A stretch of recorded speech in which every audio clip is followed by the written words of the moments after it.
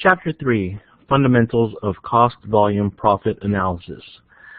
So in the first two chapters, we were introduced into cost accounting, and we mostly talked about concepts, and we did some calculations. In Chapter 3, we're going to get into more complex calculations. So Chapter 3 focuses on how decision makers analyze changes in sales volume. If you like algebra and you like microeconomics, you're going to like this chapter. But if you're rusty on algebra, you might have to put in some extra time into learning these calculations. I don't want you to memorize these formulas that we're gonna cover. You will have to memorize a little bit, but I don't want that to be the focus of your study. I want you to understand the formulas first and foremost. If you understand them, then later on, if you're asked about the concept, you can either remember the formulas more easily, or you could come up with your own formulas. It doesn't have to be done exactly the same way. But again, the point is to learn the concept, and then you'll be able to retain it better and understand it better.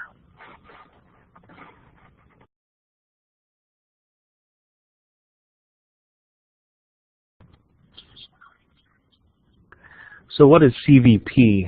CVP, as the slide says, explores the relationship between revenue, cost, and volume, and the effect on profits. So what does that really mean?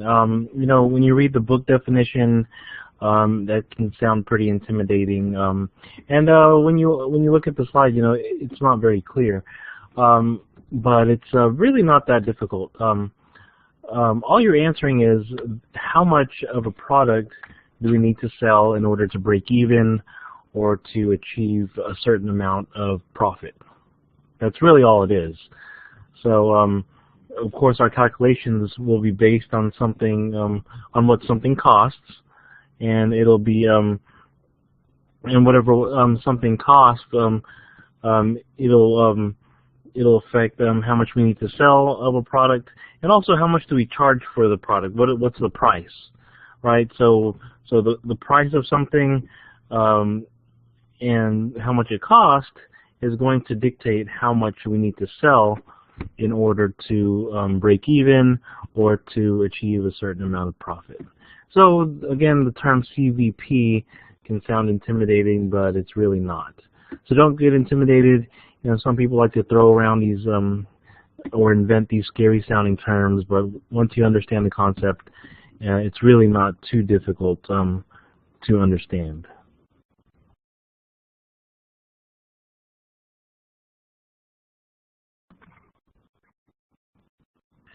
So we start with the profit equation, and all of you, whether you know it or not, are already familiar with the profit equation. All that is total revenues minus total cost equals your profit. And you know, you learn the profit, the income statement in your principles of accounting classes, and it's the same thing. And even if you didn't take principles of accounting, I think it's common knowledge what profit is. You just how much did you sell it for? What are your costs? You know, costs can include rent expense, electricity, how much did you buy it for, stuff like that.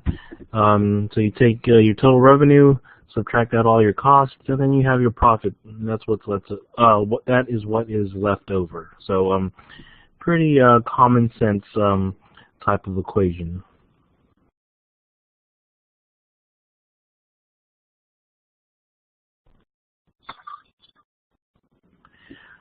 This slide breaks down the terms total revenue and total costs. Again, it's fairly common sense once you think about it. Total revenues, we're going to take our average sales price per unit and multiply it by the number that we sold. So let's say that we're selling, let's say a book. Let's say we're selling a book for $10, and we sell 1,000 books. So we just do 10 times 1,000, and we get $10,000, right? So it's really pretty simple concept. Now this says average selling price per unit because a lot of stores have sale prices, and even on Amazon online, they're going to change prices sometimes on a daily basis. So if you've ever put any items in your shopping cart on the Amazon website, and then you come back a day later to check, you're going to see a notification probably that says, the price of this item has changed. It's gone up a few pennies, or it's gone down a few pennies. But anyway, we're not going to deal with price changes in this chapter. It's at the end of the chapter, but to keep things simple, we're not going to mess with that. We're going to just have a standard price. So total revenue will be the sales price per unit, and then we're going to multiply that by the number of units sold, and so that's going to be P times X. So you're also going to see it written in the book as PX. So if you remember from your algebra class, sometimes you can have this sign to indicate multiplication, that asterisk.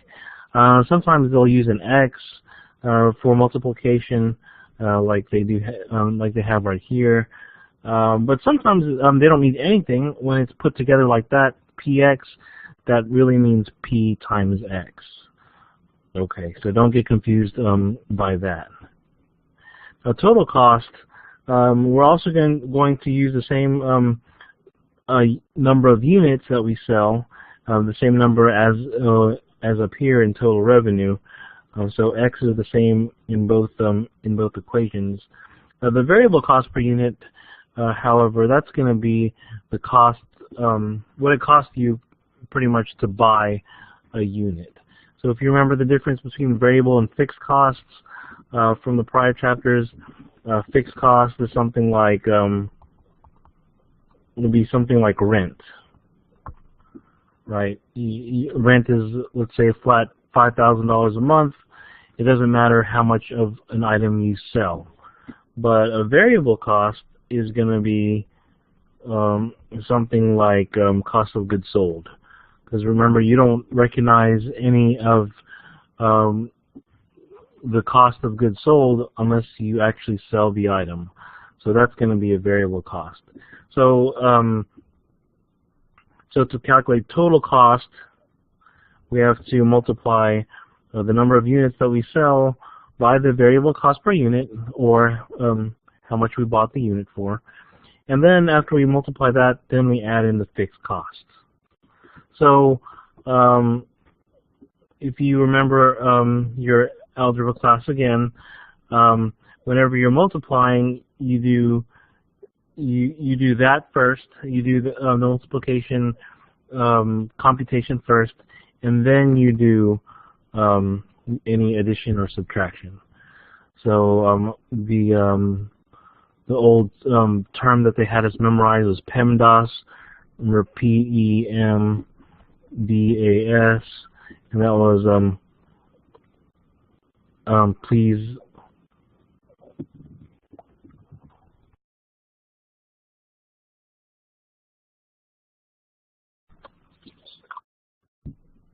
They said that the easy way to remember it is it stands for please excuse my dear Aunt Sally, but it really stands for parenthesis,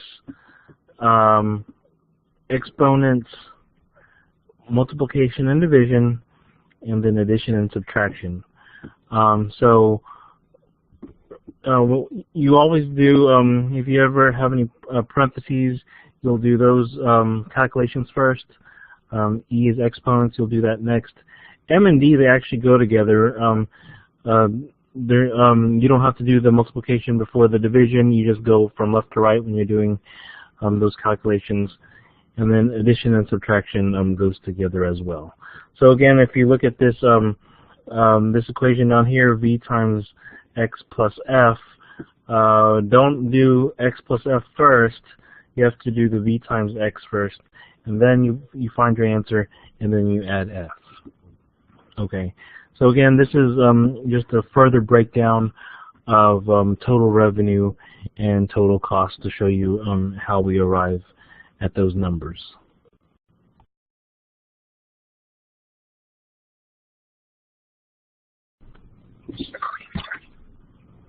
Now this slide shows you different ways you can do this calculation. It's using all the same amounts, total revenue, total costs, profit, fixed costs. So it has all the same components, but it's showing you that you can calculate it different ways. So if you want to calculate profit, what you can do is you take P times X. Remember, P is the price of the unit multiplied by X, which is the number of units that you sold. You can calculate the variable cost per unit, multiply that by the number of units sold, add that amount to F, and then do PX minus this calculation. So you're multiplying by X a couple of times, or if you want, you can drop this parentheses right here, and then when you drop this parentheses, the reason why you can drop it is because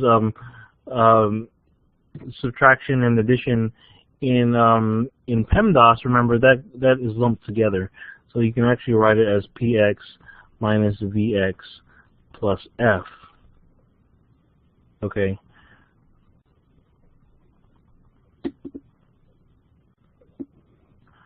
So if you're going to do PX minus VX plus F, you can pull out the X from P and V, and then you have this. So you have X here, then you put parentheses P minus V, and then minus F. So it's a little bit of a simpler calculation if you like it, if you like to do it that way. Basically, you're taking your sales price minus the cost. You just do that calculation up front, multiply by the number of units that you sold, and then subtract fixed costs. Again, this goes back to what you learned in algebra. If you don't like this equation, go back and do the equations from the prior slides. But as long as you get the right answer, that's what we're looking for.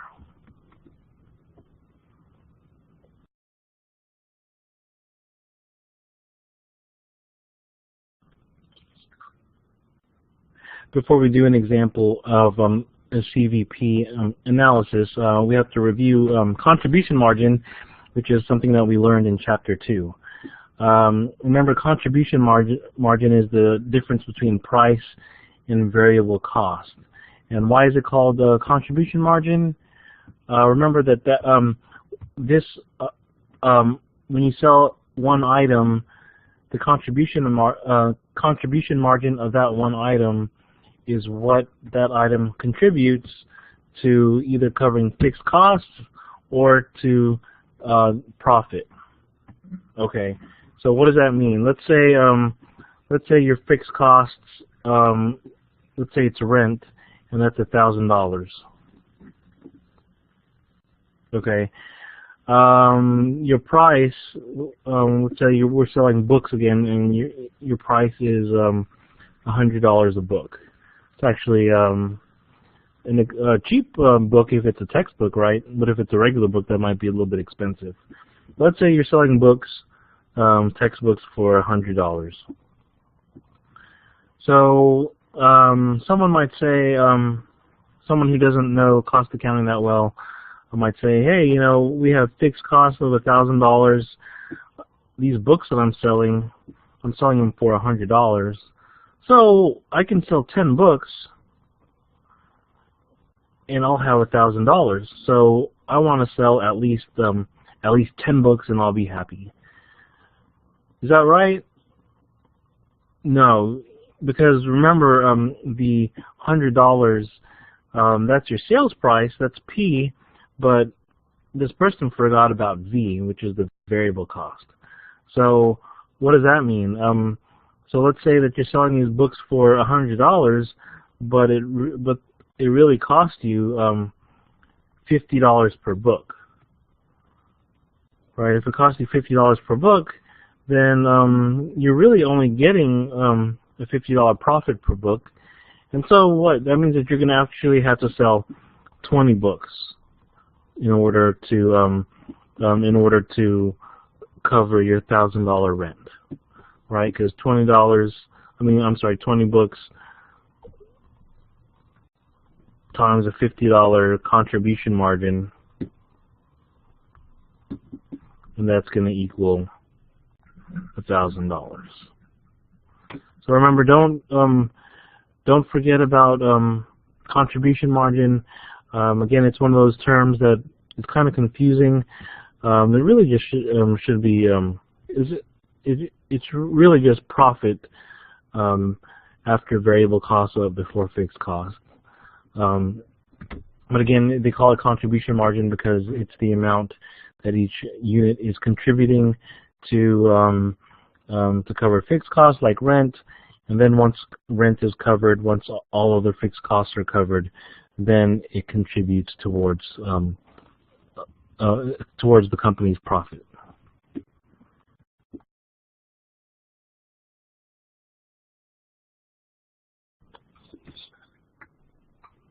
So let's look at this example.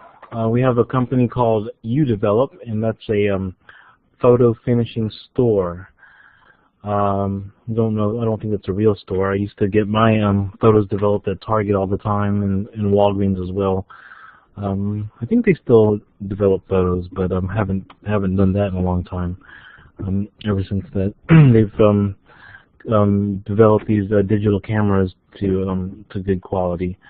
But anyway, this example in the book is for photo finishing. It says here that we sell these photos for 60 cents a photo, 60 cents a print. Okay, so what is the, we're trying to figure out, probably with this information we can figure out what's the bare minimum number of prints that the store should try to sell. To do that, we need to calculate our contribution margin. So remember from the prior slide, contribution margin, and that's going to be your price minus your variable cost. So in this case, our price is 60 cents. And our variable cost here, we have two costs. We have variable cost of goods sold for 30 cents, and then variable selling costs for 6 cents. So you add those together and you get 36 cents. So our variable cost is 36 cents.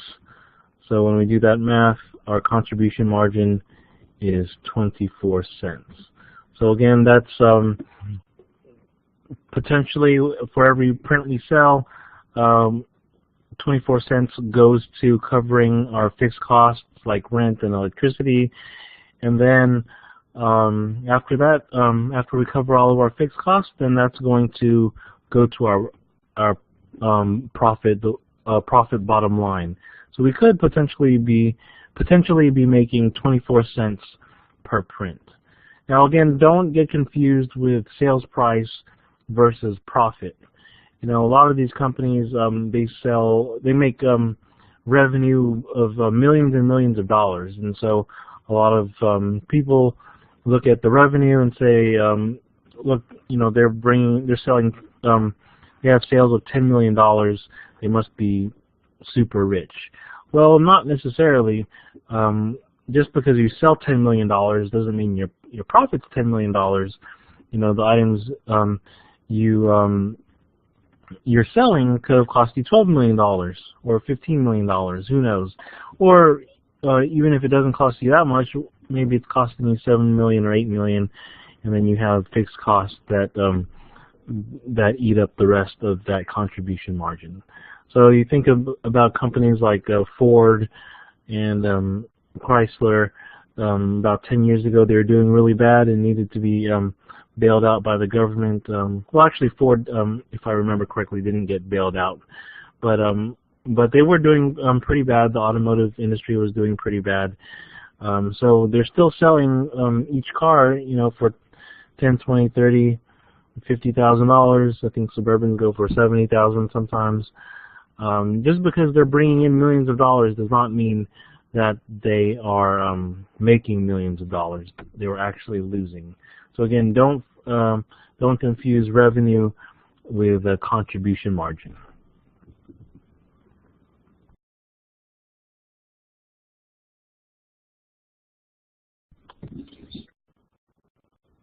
So in this example, we have a contribution margin of 24 cents, and our fixed cost is $1,500. So that could be rent, it could be the utilities, whatever it might be.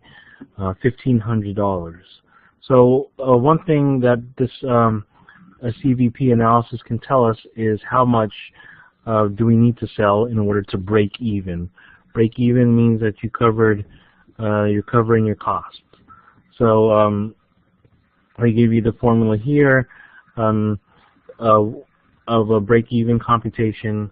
And break-even, what does that mean? That means that your profits equal 0. You didn't make any extra, and you're not losing. So you're, like it says, you're breaking even. So the calculation is just you take your fixed costs. In this case, it's $1,500. You divide that by 24 cents, because remember 24 cents is our unit contribution margin. And when you do 1,500 divided by 24, you get 6,250 prints. So that tells us that if this accounting period is a month, that this company is going to want to sell 6,250 prints for this accounting period at the bare minimum. At least they're breaking even if they do this. And then, of course, they're going to want to sell more than that. But I think they can live with it if they at least cover their costs. At least they're not having to contribute more money to keep the business afloat. It's technically at break-even point, the business is supporting itself.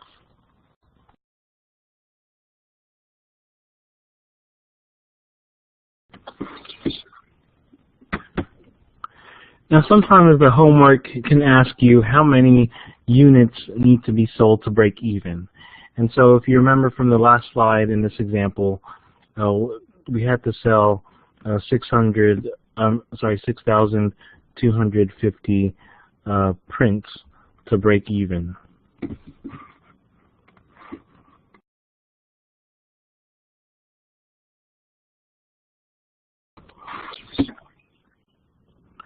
Now the homework can also ask you what is the break-even volume in sales.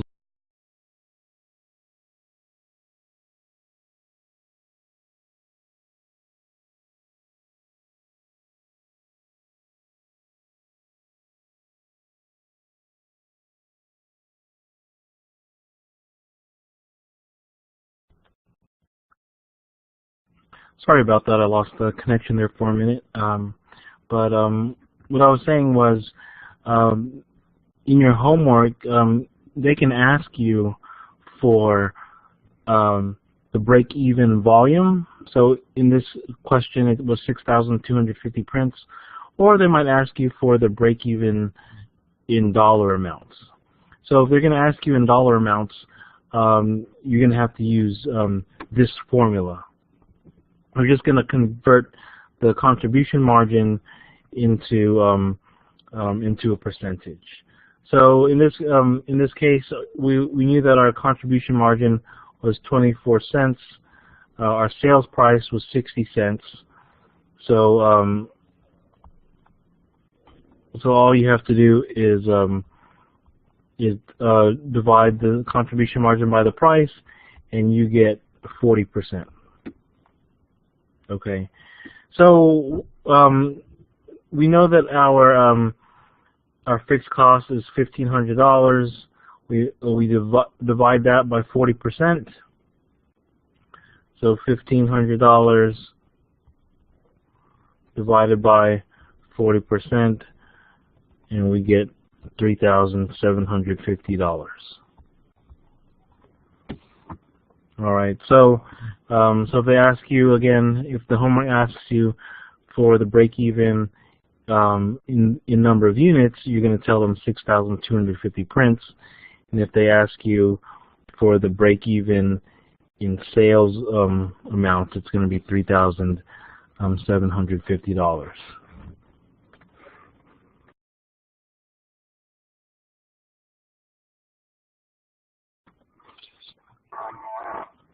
All right, hope everyone's still with me. Still with the logic behind these equations. We're going to take it one step further now.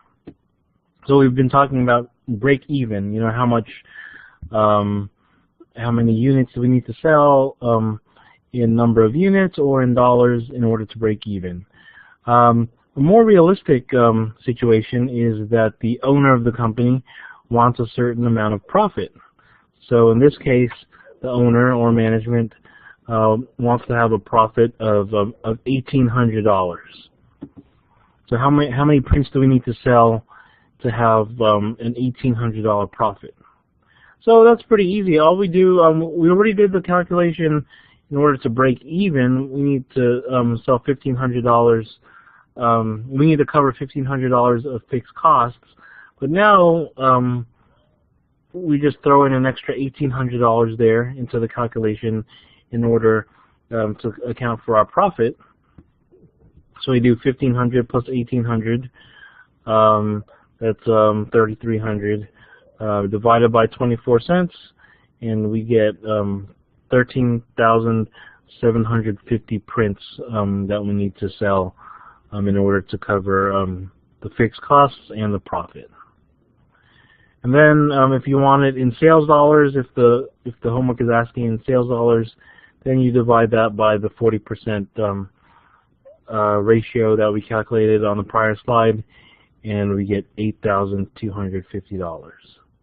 So if you want to check our calculations here, we have 13,750 prints, and they're 60 cents each. So if you do that math, you should get $8,250. Okay, so that's how it works out. So in this case, the owner is going to want to push to sell at least 13,750 prints in order to cover fixed costs and get an $1,800 profit.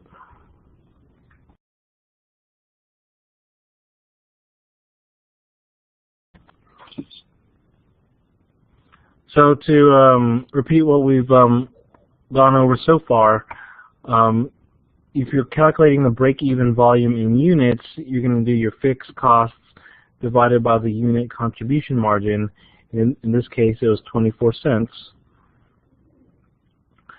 But if you want to do the break-even volume in sales dollars, then you're going to do the contribution margin ratio, which again was your 24 cents divided by your 60 cents, and that was your contribution margin divided by your sales price. Okay, so depending on what the question asks, you're going to answer appropriately. Either give the number of units or give the sales dollars for break-even volume.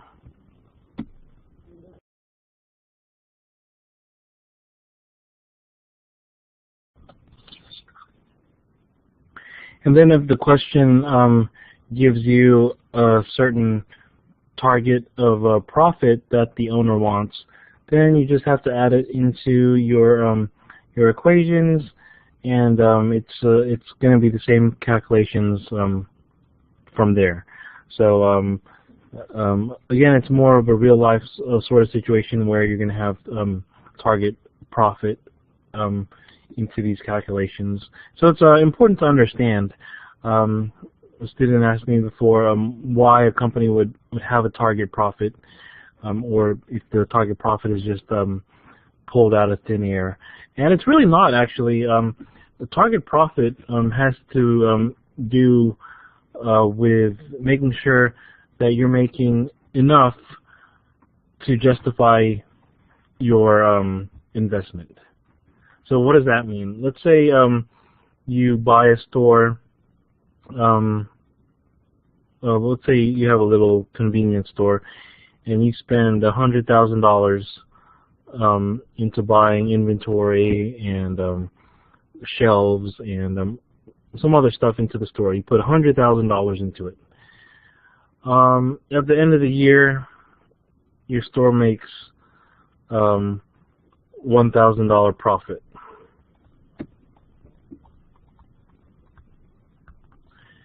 Is that good? Well, I mean, I guess it depends who you're talking to, but generally speaking, $1,000 profit on $100,000 is not that good. That's only 1% profit. So some people would be happy with a 1% profit, but they probably shouldn't be. And why is that? Because right now, I think you can get a savings account at some banks that pay you 1% profit.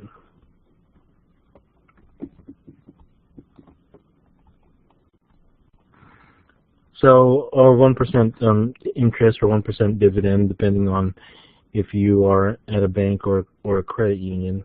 But if you can get a 1% dividend in the bank, and all you do is you deposit that $100,000, and there's no risk or very little risk because the bank is insured by the federal government, then why would you open a store? If a store, you know, that's going to take a lot of time and effort, and it's going to there's going to be some stress at least. You know, maybe not as much as some other types of businesses, but it's definitely more stressful than having just a savings account and making one deposit. So if you can make 1% profit by putting your money in the bank, and your store is also just making 1% profit, it's really better if you just shut down the store, get your $100,000 out of the store theoretically, and put it into the bank account. So that's the purpose of this target profit. You look at the minimum percentage or the minimum dollar amount of profit that you want to receive from this business venture, and then you're going to calculate, you know, how much you need to sell in order to meet or beat your goal.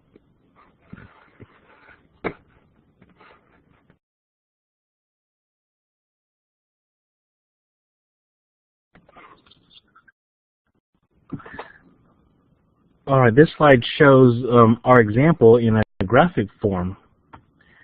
So it's not a perfect graph, but it's pretty close. If you take a look, the dotted line is going to be your total revenue, and your solid line is your total cost. And remember, total cost equals fixed cost plus variable cost. Okay, so when you're asking for the break-even point, you're looking for the point where the dotted line and the solid line meet, and it's going to be roughly right here. Okay, so at that point, we calculated that it was 6,250 prints, and that's again, the graph isn't 100% accurate, but pretty much that's where it's trying to tell you that that it is. So the graph and your algebraic equation is going to give you the same amount if you do it right. Revenue at this point is $3,750, and prints is 6,250. So there's a couple of interesting things to note about this graph. If you sell 0 prints, your total revenue is 0, and that makes sense, right? And that's why the dotted line goes to 0, and it rises from there. Now, for total cost, it doesn't start at 0. It starts at $1,500, and you can tell by looking at the equation here. It starts, it crosses the y-axis at 1500. So why is that? That's because total cost, remember, it includes variable cost, which would be 0 at that point, but fixed cost is always going to be there. So fixed cost, no matter if you sell 0 prints or 6,000 prints, your $1,500 fixed cost is going to be there. So that's why this line starts at $1,500 at 0. All right. So again, those are things to take note of. If you take microeconomics, they're probably going to ask you to draw some of these graphs. We're not going to do that in this class, but I just want you to understand. So if they ask you to draw the total revenue line, you know that you're going to start at 0. It's going to go through the origin. And if they ask you to draw total cost, it's going to start probably not at origin, because if you have fixed cost, it's going to be above origin or above 0.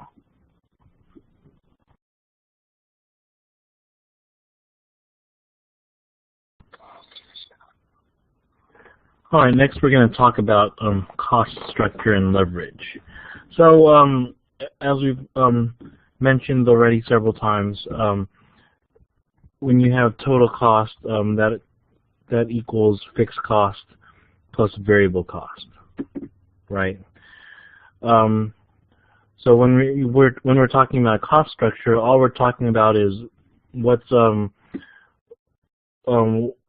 are these businesses' costs concentrated more in fixed capital, or are they more in variable capital, or are they pretty much 50-50? So that's what cost structure is. Just looking at the balance between fixed cost and variable costs. So if fixed cost is a lot heavier than variable cost, then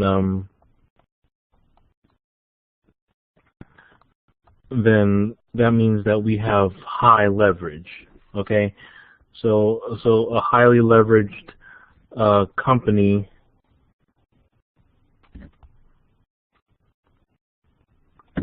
has high fixed costs. Okay. So think about, well, first of all, when we talk about leverage, most of the time what we're talking about is debt. Okay. In the news, you've probably heard of companies being highly leveraged. They're usually not talking about cost structure when they say a company is highly leveraged. They're talking about debt. And what that means is that a company that is highly leveraged, that means that they have a ton of debt as opposed to having money put in through equity. So a company can raise money, generally speaking, one of two ways, or a mix of both.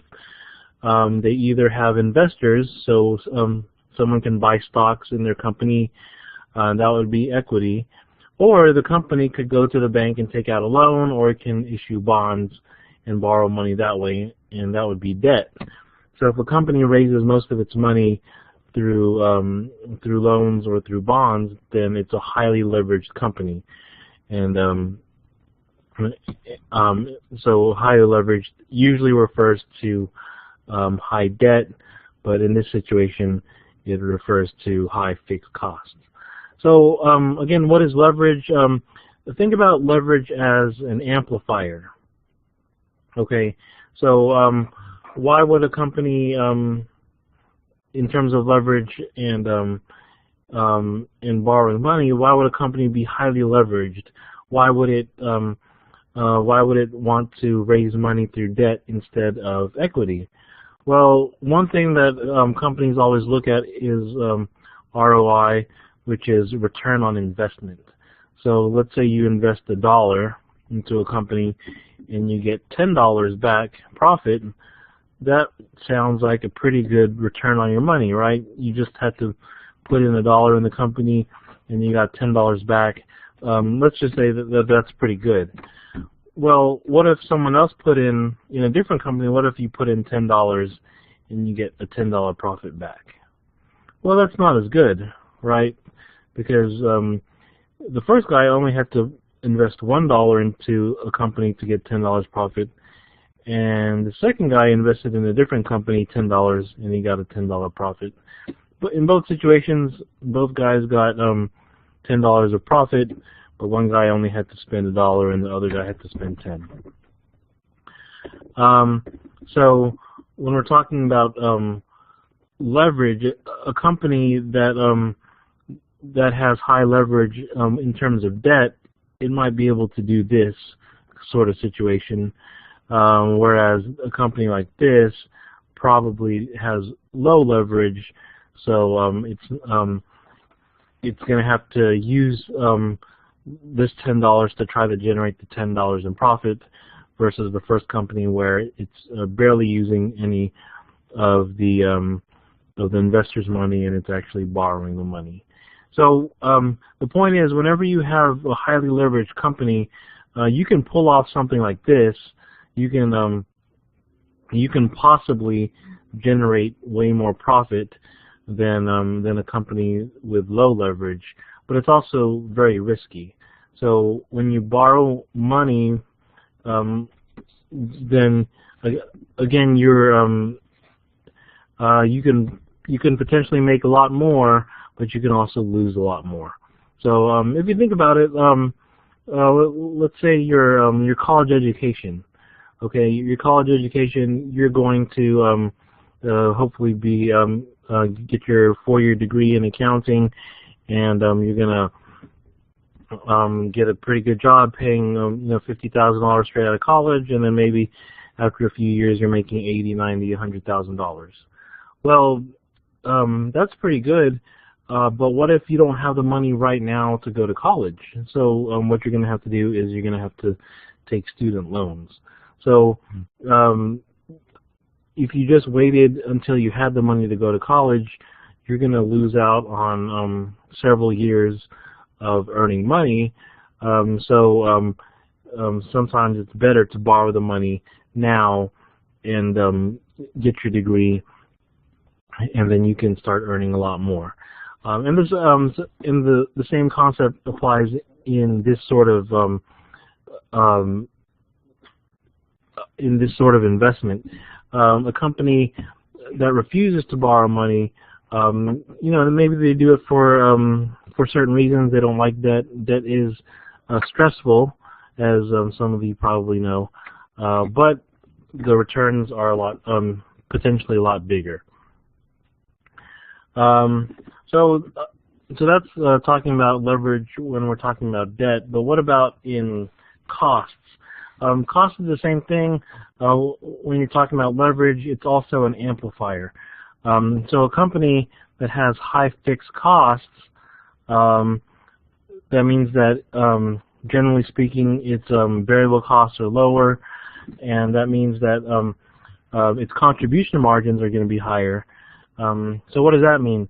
That means that a company with higher contribution margins, they can potentially make more profit, because remember, once you get past fixed cost, that contribution margin is completely profit.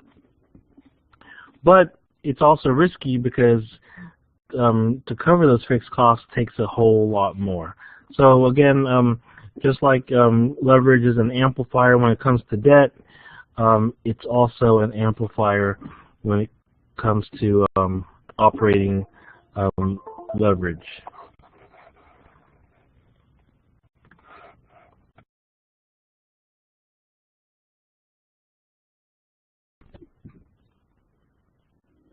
So let's take a look at an example between a high leverage company and a low leverage company. In this case, the numbers are almost identical. Both companies have a sale of $1 million. Both companies end up with profit of $200,000. But the difference here is how variable costs and fixed costs are allocated. So for this low leverage company, you have variable costs of $750,000 and fixed cost of $50,000. So that's a total cost of $800,000. right? And then in the second company, you have variable cost of $250 and fixed cost of $550. So again, your total cost is $800,000. So in both cases, you have the same amount of sales, you have the same amount of total cost, therefore you have the same amount of operating profit. So what's the difference here? Well, since the variable costs and the fixed costs, the ratio between the two are different, they're going to change your break-even point. So for the low leverage company, its fixed costs aren't that high, $50,000. So it's fairly easy for the company to cover those fixed costs. Whereas in the high leverage company, the fixed costs are $550, so $500,000 more. So it's going to take quite a few more dollars to cover those fixed costs. So so in order to reach that break-even point to cover the fixed cost, the low leverage company has to sell 200,000 units, whereas the high leverage company has to sell 733,334 in order to meet the fixed cost of $550,000. So again, leverage is an amplifier. So so for the low leverage company, it's fairly easy, relatively speaking, to meet the break-even point. It's only 200,000 units, but after that, it's not going to make that much money because its contribution margin is only 25 cents a unit. So it meets the fixed cost amount easily, but again, it's not going to make a ton of money afterwards. So it's not as risky. Now let's take a look at the high leverage company. It takes a lot to get to that 550,000 unit, the fixed cost break-even point. But if it can get there, and if it can sell more than that, then its contribution margin is 75 cents per unit. So now it's making a ton of money. So again, the low leverage company is low risk or lower risk, but also low returns because it's only going to be making 25 cents profit, after it covers the fixed cost. Whereas the high leverage company, it's high risk because it's difficult to meet the fixed cost amount, but also there's potential for high returns. So it depends what kind of investor you are. Some people are happy with the lower returns. It's less stress. You can sleep better at night. People who invest in this company only are never going to get super rich, but they're also not going to get broke either, probably.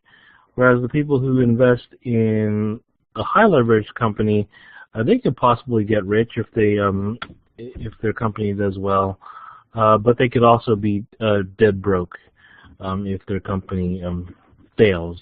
So if this company doesn't meet its fixed cost amount and it goes bankrupt, goes broke, then you can lose a lot of money.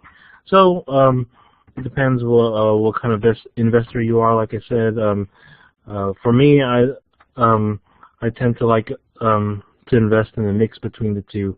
And so one strategy that you're going to do probably is once you get your jobs and you're going to have 401ks in your jobs, you will probably have some sort of say in how the money in your retirement accounts are invested. So when you're young, a lot of young people will invest in these types of stocks, the high risk type of stocks. And they'll invest a little bit in low risk, but they'll invest a lot in high risk. And the reason why is because they're young and they have time, just in case a couple of their companies that they invest in go bad, they have the time to ride it out. So they're gonna they have other companies that they've invested in, and hopefully the ones that do bad aren't outweighed by the ones that do good. So they make higher returns in the long run. Now, as you get older, say you start working in your 20s, and now you get to your 30s, 40s, and 50s, you're going to want to shift some of that money into low return stocks.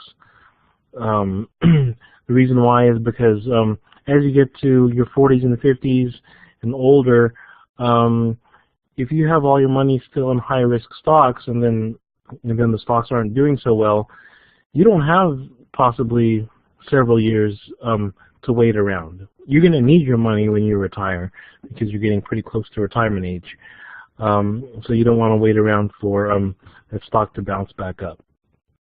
So again, when you're young, you can put a lot of your money in high risk stocks and a little bit in low risk, and then as you get older, you're going to start slowly shifting your money into a lower risk stock until, let's say, you're 35 or 40. Then maybe it's 50-50 between the two, and then by the time you hit your retirement age, whether it's 57, 60, 65, 66, virtually all your money should be in low risk stock so that you can so that your money is safe. All right. So that's a little bit of an aside why it's important to understand how leverage works when you're talking about debt, or when you're talking about cost structure, or also when you're talking about your retirement accounts.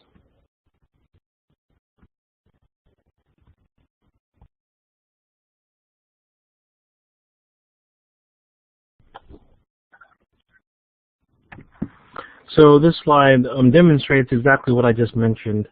So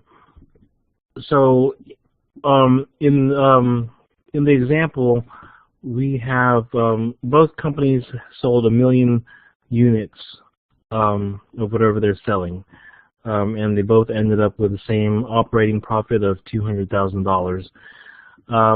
Now, what if sales went up 10%? Well, the low leverage company covered its fixed costs already, so that's good. Now its contribution margin is 25. So the increase in profit is $25,000. So the sales went up 10%, and now its net income is $225,000.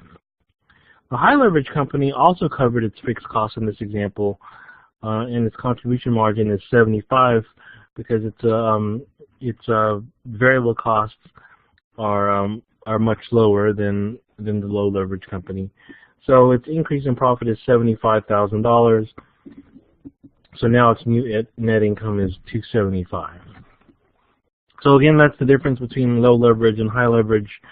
Low leverage is less risky, so it can meet the fixed costs a lot easier. But if sales are higher than the fixed cost, then it's not making so much. Whereas the high leverage company, it's a lot tougher to meet the fixed cost because the fixed costs are so high. But once you meet it, then you're making a ton of money for all sales above that break-even point.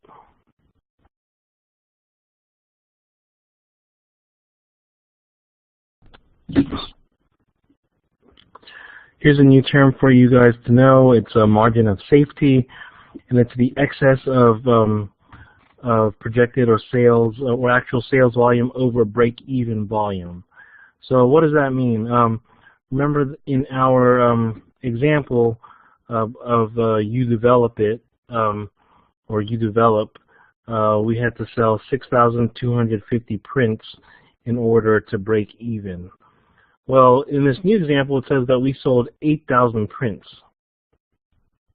Okay, so if the break-even is 6,250 and we sold 8,000, then when the manager sees the report at the end of the month, he'll say, "Oh wow, we sold 8,000 prints. We only needed to sell 6,250 to break even, so our margin of safety is 1,750 prints." So in other words, that's the they look at how much sales can decrease before the company experiences a net loss, and in this case, it could experience a decrease in units sold of 1,750 before it would experience a net loss.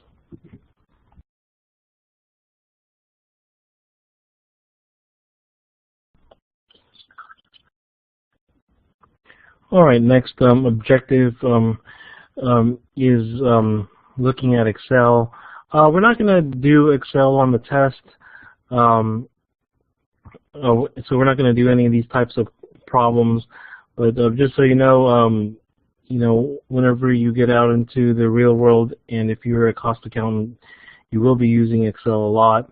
Makes things a little bit easier because Excel, you'll either generate it on your own and put in your own formulas, or they'll give you spreadsheets with the formulas that you're going to need for your job. Either way, it makes the calculations a lot easier. It'll make your job easier as well. It's important to know the logic behind the spreadsheets, which is why you have to take this class and learn what the spreadsheet is doing. But once you learn it, tools like Excel make your job a lot easier.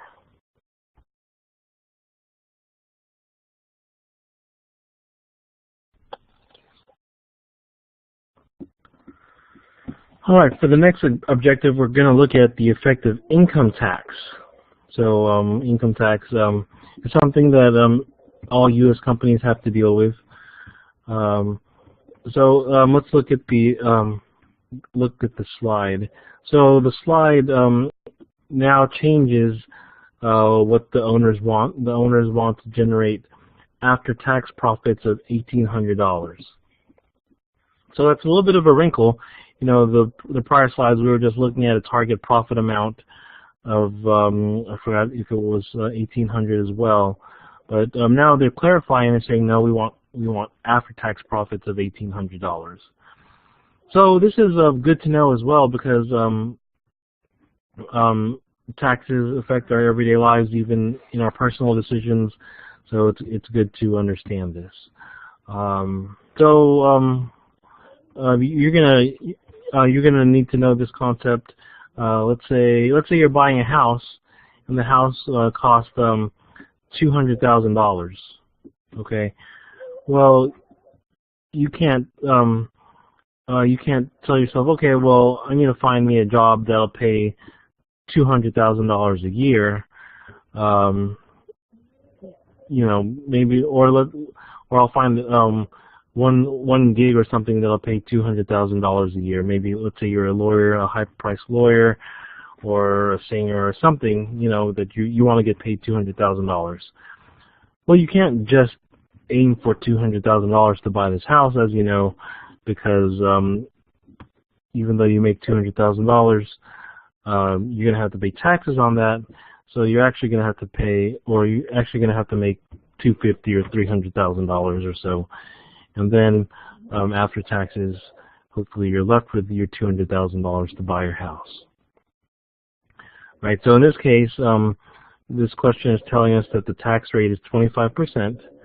So what do we have to do if the owner wants an $1,800 profit? What we do is we take the $1,800 divided by 1 minus the tax rate. So the tax rate is 25. So 1 minus 0.25 equals 0.75. So if you do 1,800 divided by 0.75, you get $2,400.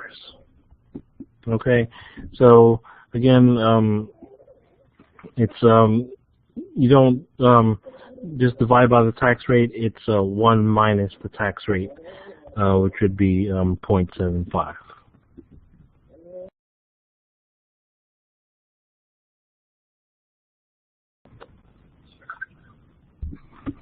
Now here's another wrinkle that we have to deal with, and that's going to be a multi-product analysis.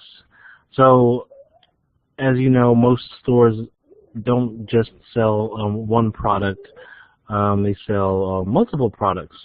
And so this question is going to deal with the photo development store again. And in this case, it says that we sell prints, but we also sell enlargements. And it tells us that for every 9 prints that we sell, we sell 1 enlargement. Okay, so so we're selling 2 products again, prints and enlargements, and the selling price for these things are different. The prints are going to be 60 cents, like we said, but an enlargement is $1. Variable costs are going to be a little bit different, and so the contribution margins are different, and then it gives us our total fixed cost of $18.20. So this becomes difficult because not only are we dealing with different sales prices, we're dealing with different variable costs, different contribution margins, as well as different amounts that we sell. We're selling 9 prints to every 1 enlargement.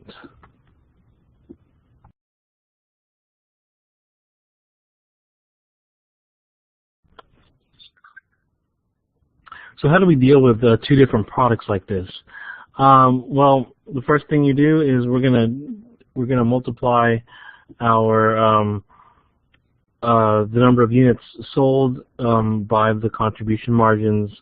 So in this case, we're selling 9 prints for 60 cents, but the contribution margin is 24 cents per print. And then we're also going to multiply our 1 enlargement by our 44 cents contribution margin. So 9 times 24 cents is $2.16, and 1 times 44 cents is 44 cents. So our contribution margin of this mix is $2.60. Now $2.60, that's assuming that we sell 10 products total, right? Because we're selling 9 prints and 1 enlargement, so we're selling 10 products. So but we have to bring it to a per unit cost. So what we can do here is divide this amount by 10 so we get the price per 1 unit, or we can just multiply by percentages. So in this case, 90% of our sales comes from prints, so we did 90% times 24 cents, and then 10% enlargements times 44 cents, so we get 26 cents. So our weighted average contribution margin is 26 cents. So what some people will do is they'll add up. Let's see, they'll add 24 and 44 and average the 2 and come up 24 plus 44 equals what is that? 68 cents divided by 2 is 34 cents. So they'll say, well, the contribution margin mix of the 2 is 34 cents. Well, that doesn't work because you have a different sales mix. It's not 50-50, so it's actually 26 cents when you do the math.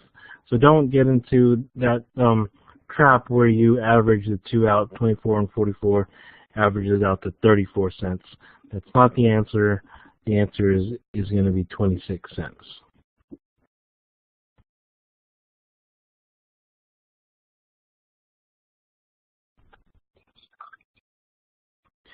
So in an example like this, they can ask you what is the break-even point of the mix, and so you would do your fixed cost of 1,820 divided by the 26-cent contribution margin, and that gives you 7,000 units.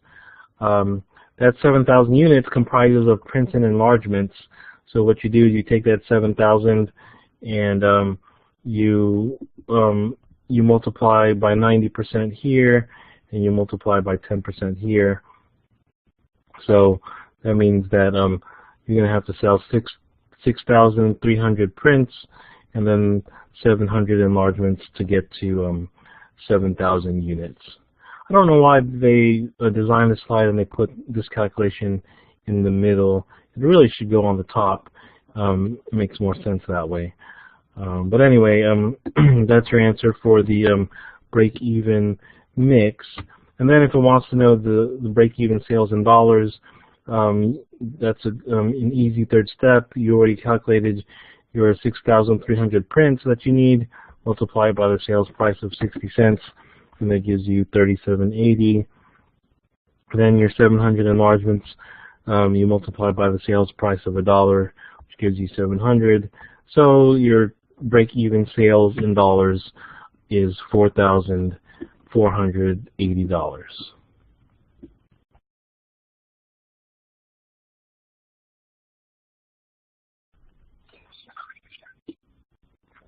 Your weighted average revenue, you're taking your sales mix again, which was 90% and 10%. You multiply the 90%, which was prints, by the sales price of the prints, and then you multiply the 10% of the sales mix by the dollar, which is the price of the enlargements. So you get a 64-cent weighted average revenue. So what that means is for any item that you sell, you can assume that it's going to have an average of 64 cents of revenue. So then if they ask you what is the weighted average contribution margin percentage, you take your 26-cent contribution margin divided by your 64-cent revenue, and you get 40.625%.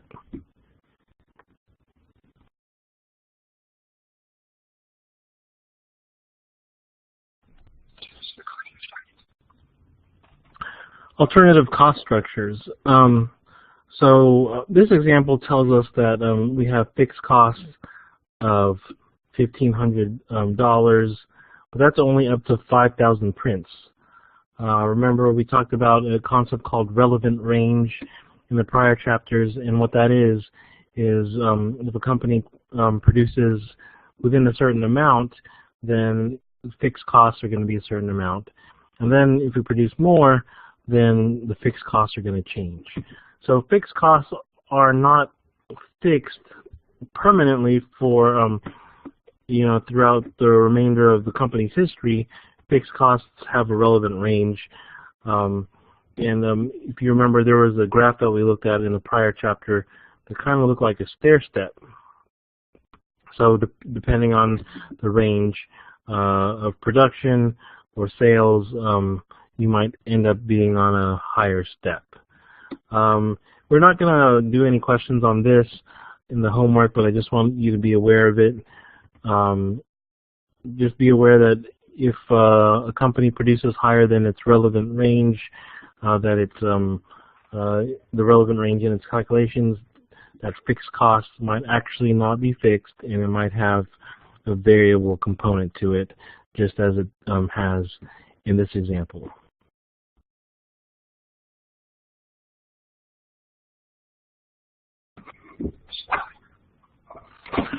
All right, question number 1. It says Anna's amusement center has collected the following data for operations for the year. It gives us total revenues of $2.4 million, total fixed costs of $656,250, total variable costs of $1,350,000, and total tickets sold is 75,000. So A wants to know what is the average selling price for the ticket. I'm not going to do that calculation for you because I think you'll be able to do that on your own. You just divide it's just revenue divided by the number of tickets sold, so you get the price per ticket. B, average variable cost. You can do B on your own as well. C is the average contribution margin. C you should be able to do as well. Remember that contribution margin, that's just the price minus the variable cost, and that gives you the contribution margin. To make sure you do it right, the answer you should get is $14. If anybody has a problem getting to the $14, let me know. So D, let's look at D. It's what is the break-even point? So remember, break-even point is the point where your contributions from each unit cover your fixed costs. And we went over a few different formulas or calculations to do that. So if you want to go back to a prior slide and look at that, or look in your book to see how to calculate it, that's really the long way to do it. If you follow the book's way, I'm going to show you how I do it. And again, if you don't understand the way that I do it, that's fine. You can use the longer way in the book, whatever you think is easier. So remember, fixed break-even point is the point where contribution margin equals fixed cost.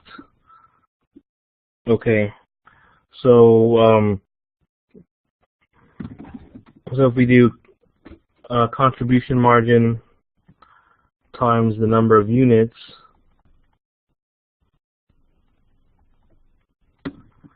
and that equals fixed cost, you know that you're at break-even point. Okay. In this case, the question tells us that total fixed cost is $656,250. We know that our contribution margin is $14 from our calculations in Part C. So we have to figure out how many units we have to sell to get to $656,250. So then at this point you just divide both sides by 14. So you have to sell 46,875 tickets. Okay, so that's the way I do this problem. Again, you can follow the long version in the book, but I think this way, if you understand the concept, this way is much simpler. All right, and then Part E is it says that Anu doesn't want to just break even; it wants to earn $131,250 in operating profits. So how many tickets do we have to sell to make that? So again, we know that contribution margin is $14, and we have to sell X number of tickets to equal fixed cost plus our targeted profit. So that means that it's our fixed cost again is $656,250, and our targeted profit is $131,250. So we have to get to $787,500. So 14x equals $787,500. Divide both sides again by 14, and you get 56,250 tickets. Okay. So again, this is not exactly how the book does it, but that's the way I do it, and I think it's the simplest way to go.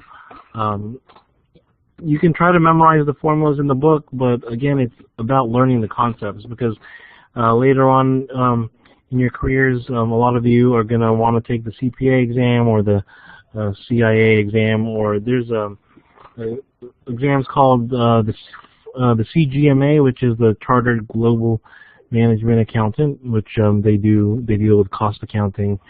There's also the there's another designation for cost accountants as well, but CMA, Certified Management Accountant.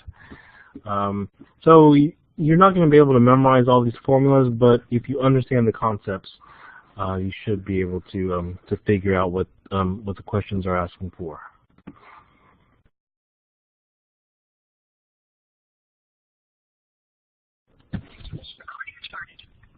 All right, question number 2. You're dealing with 2 companies here, Spring Company and Winters Company, and they want you to compare the 2 companies' cost structures.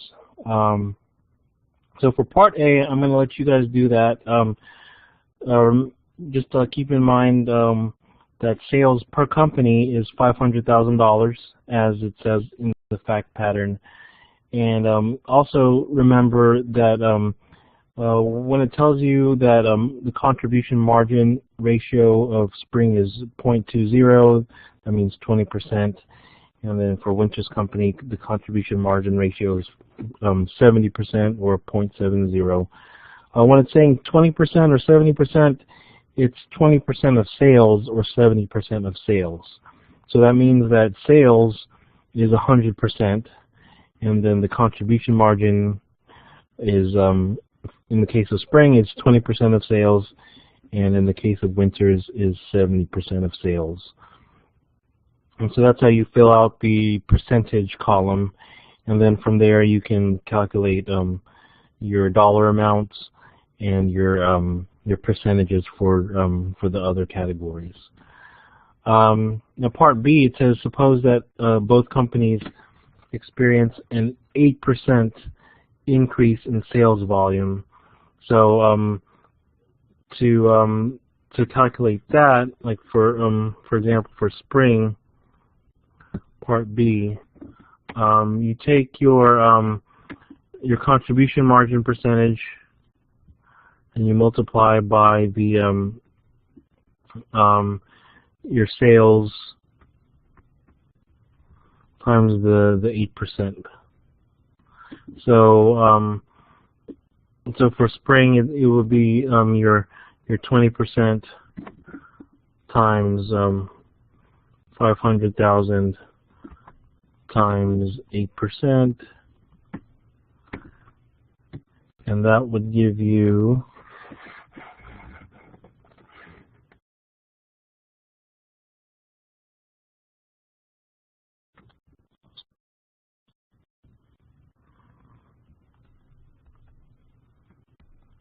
$40,000. So it's 20% times $40,000, and that gives you $8,000. And then for Winter Company, it's a similar calculation but different amounts. So it's 70% times your 500,000 in sales times 8%. So that's also going to be $40,000. So we don't have to redo that calculation. And that gives us $28,000. So profits increase for Spring by $8,000, and profits increase for Winters by $28,000. So Winters is more highly leveraged because its fixed costs are a lot higher, and that's the definition of being highly leveraged when talking about cost structure. So again, it's more difficult to reach Winters' fixed cost amount of $310,000 versus $60,000 for Spring. However, once he reaches it, then he has a much greater ability to make profits versus what Spring can make.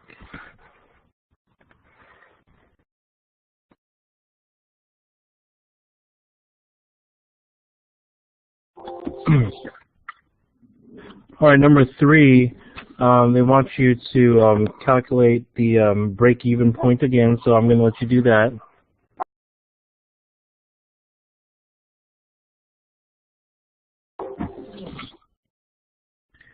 For part B of 3, they want you to calculate the margin of safety. So all that is after you work part A and you figure out the number of break-even trips you have to make, compare that to the 90 trips in part B's fact pattern, and the difference between the two is the margin of safety. So question number 3, I'm going to let you guys do on your own. If you have any problems with it, feel free to contact me. So let's work on problem number 4. Problem number 4, let's see. So this is going to deal with a little bit of income tax calculations.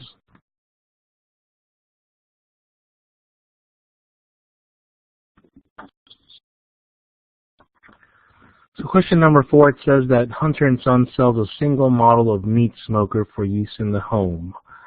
All right, so it says that the sales price is $550 per smoker, and the variable cost is $330 per smoker. So these must be cheap smokers. I've been into barbecuing for the past couple of years. Been my hobby.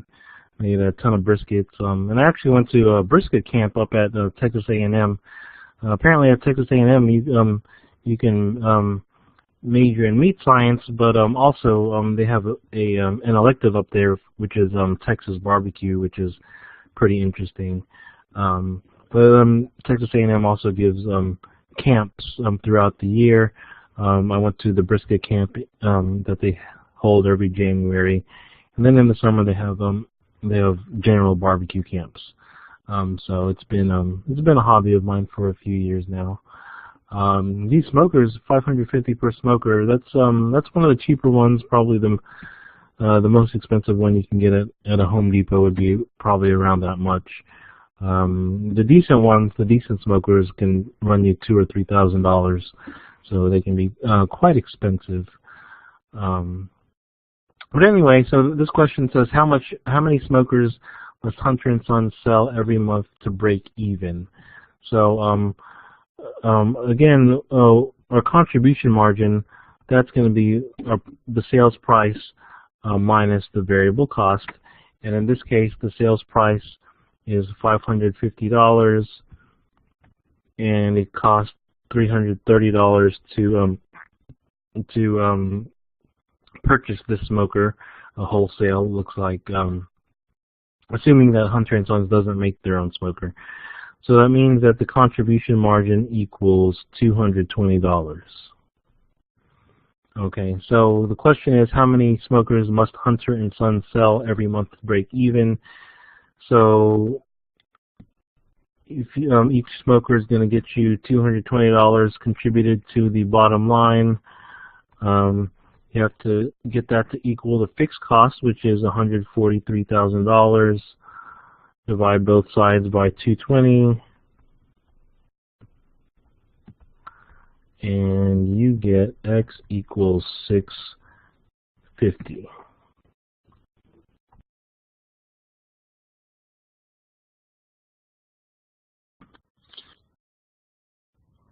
All right, so to break even, he has to sell 650 units. All right, the second part of the question says, how many smokers must Hunter & Sons sell to earn a monthly operating profit of $39,600 after taxes? So that means that he sells at least 650. Right, because in order to make a profit, you have to first break even, right? So you know that your number is going to be more than $650. I mean 650 units, excuse me. So here he says that it's after tax, $39,600 after tax.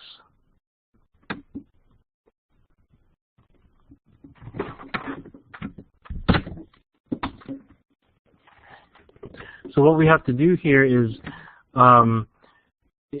take the $39,600, and remember we divide that by 1 minus the tax rate, which is 40% according to the fact pattern. So $39,600 divided by 0.60 equals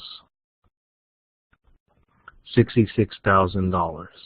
So we have to have $66,000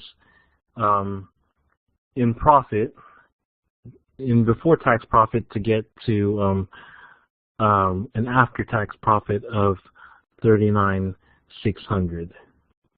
So what do we do? How do we calculate this? Remember, we just take our contribution margin, which was $220,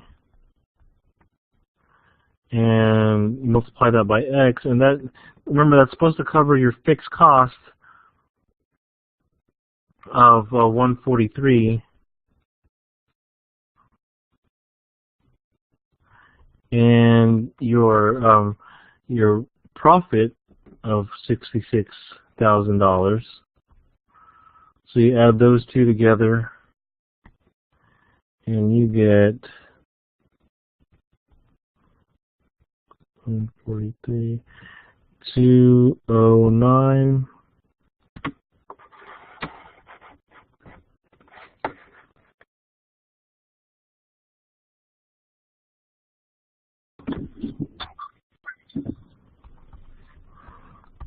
So you want to have you need your contribution margin to be to equal $209,000. So you divide both sides by 220. So X equals 950. So you have to sell 950 units, and that means that you'll do better than break even. You're going to earn a profit of $66,000.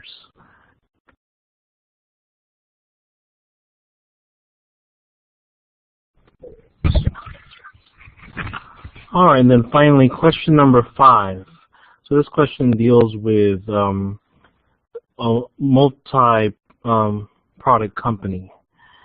So we're dealing with a Rio coffee shop, and they sell They sell 2 drinks. They sell coffee and a latte, and it tells us that the coffee. Let's see, the sales price is $1.50, and the cost, the variable cost, is 70 cents. And for the latte, it's $2.50, and the variable cost is $1.30. So remember that to find out contribution margin, all that is sales price minus variable cost. So 150 minus 70 is 80, and then for the latte, 250 minus 30 is 120. So we get 80 cents for each cup of coffee that we sell. 80 cents of it goes either towards fixed costs or its profit. And then for the latte, $1.20 goes to fixed costs, and then after that, it goes to profit. It tells us that our fixed cost is $6,720, and we sell 60% coffee and 40% lattes. So how many cups of coffee do we have to sell to break even? So the first thing we need to do is find out what our contribution margin is per unit, but the weighted average. So we already know what our contribution margin is for the coffee, which is 80 cents, and for the latte is $1.20. But again, can we average the two together? Can we do 80 plus 120 divided by 2 equals $1? No, we can't do that. Remember that we can only do that if we sell 50-50. But we don't sell 50-50. We sell 60% coffee and 40% lattes. So the way to do that is you just do 60% times 80, and then you do 40% times 120. So when you do that, you're going to get 96 cents. Okay, and remember, when you do when you have an equation with multiplication and addition, you have to do the multiplication parts first, and then you add the two parts together, and then you get 96 cents in this case. So on average, every cup that they sell, they're gonna make 96 cents contribution margin. All right. So we're gonna do 9.96x, and remember, we're trying to find out what break even is, and we know that the break even cost is 6,000, or sorry, the fixed cost is 6,720. So how many cups of coffee do we have to sell to cover our fixed cost? So that's 6,720 divided by 0.96, and that gives us 7,000 cups of 7,000 drinks. All right, so we have to sell 7,000 drinks in order to break even. Now, it's not just 7,000 coffee or 7,000 lattes that we have to that we're selling. It tells us clearly that there's a mix here. So out of these 7,000 drinks, 60% is coffee. So 7,000 times 60%, that's going to be 4,200 coffee. All right, and then 7,000 times 40%, that's going to give us 2,800 lattes. All right. So that's the answer to the question. 4,200 coffee and 2,800 lattes. One way to check our work is to add these two numbers together. So 2,800 plus 4,200, that's going to give us our 7,000 drinks.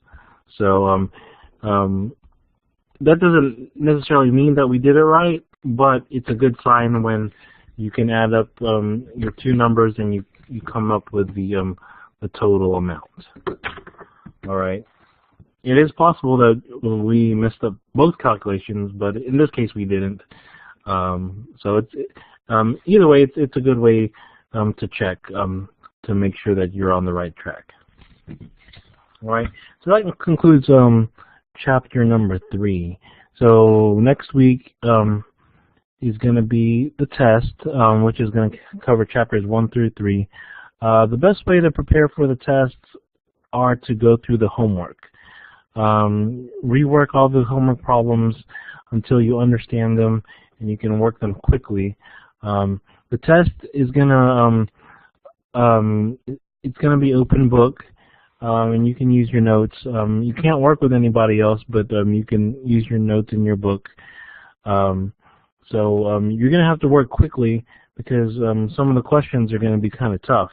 And so if you don't study and you rely on the fact that it's open book, then you're probably going to run out of time. So again, rework the homework questions over and over again until you understand them very well and can work them quickly. It's a good way to study is to find a study buddy and work with them. They say that if you can teach somebody a topic, that's a great sign that that you know the topic yourself. So sometimes you read a question or you watch the lecture or you work a homework problem and you think, wow, that's pretty easy, I'm going to be able to ace it on the test.